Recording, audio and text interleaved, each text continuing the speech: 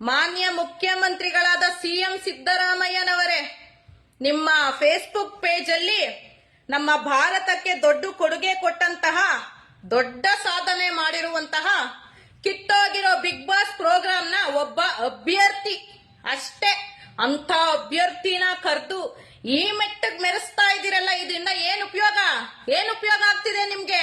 Reality ಶೋಗಳಲ್ಲಿ ಭಾಗವಹಿಸೋ ಅಭ್ಯರ್ಥಿಗಳನ್ನ ಕರೆದು ಸನ್ಮಾನ ಮಾಡಕ್ ಟೈಮ್ ಇರುತ್ತೆ ನಿಮ್ಗೆ, ಆದ್ರೆ ರಸ್ತೆ ಗುಂಡಿ ಬಿದ್ದಿದ್ಯಲ್ಲ ಅದನ್ನು ಸರಿ ಮಾಡೋದಕ್ಕೆ ನಿಮ್ಗೆ ಟೈಮ್ ಇಲ್ಲ. ಯಾಕಂದ್ರೆ ಈ ತರ ಬೇಡದೇ ಇರೋ ಕೆಲಸಗಳಿಗೆ, ಬೇಡದೇ ಇರೋ ಜನಗಳಿಗೆ ನಿಮ್ ಟೈಮ್ ನ ಕೊಟ್ಬಿಟ್ಟಿರ್ತೀರಲ್ಲ, ನಮ್ಮ ಜನಗಳು ಏನ್ ಕಷ್ಟ ಪಡ್ತಾ ಇದಾರೆ ಅಂತ ನಿಮಗ್ ಗೊತ್ತಾಗ್ತಾ ಇಲ್ಲ.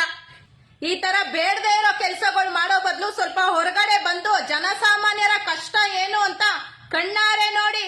ಆಚೆ ಹೋದ್ರೆ ಮೂಗ್ ಮುಚ್ಕೊಂಡು ಹೋಗ್ಬೇಕು, ಅಷ್ಟು ಕಸದ ರಾಶಿಗಳು ಬಿದ್ದಿದೆ. ಒಂದು ರಸ್ತೆಲ್ ಕೂಡ ಸುಮ್ನೆ ಹೋಗಕ್ ಆಗದೇ ಇಲ್ಲ, ಡ್ಯಾನ್ಸ್ ಮಾಡ್ಕೊಂಡು ಹೋಗ್ಬೇಕು, ಅಷ್ಟು ರಸ್ತೆಲ್ ಗುಂಡಿ ಬಿದ್ದಿದೆ. ಜನಸಾಮಾನ್ಯರು ರಸ್ತೆ ದಾಟಕ್ಕೆ ಅನುಕೂಲ ಆಗ್ಲಿ ಅಂತ ಒಂದು ಬ್ರಿಡ್ಜ್ ಮಾಡಿದಿರಲ್ಲ, ಆ ಬ್ರಿಡ್ಜ್ ಫುಲ್ಲು ತಿಪ್ಪೆ ಆಗ್ಬಿಟ್ಟಿದೆ, ಲಿಫ್ಟ್ ಎಲ್ಲ ಮುರಿದೋಗಿದೆ. ಇದ್ರ ಬಗ್ಗೆ ಯೋಚನೆ ಮಾಡಿ ಫಸ್ಟ್, ಇದನ್ನೆಲ್ಲ ಸರಿ ಮಾಡಿಸಿ ಸ್ವಾಮಿ.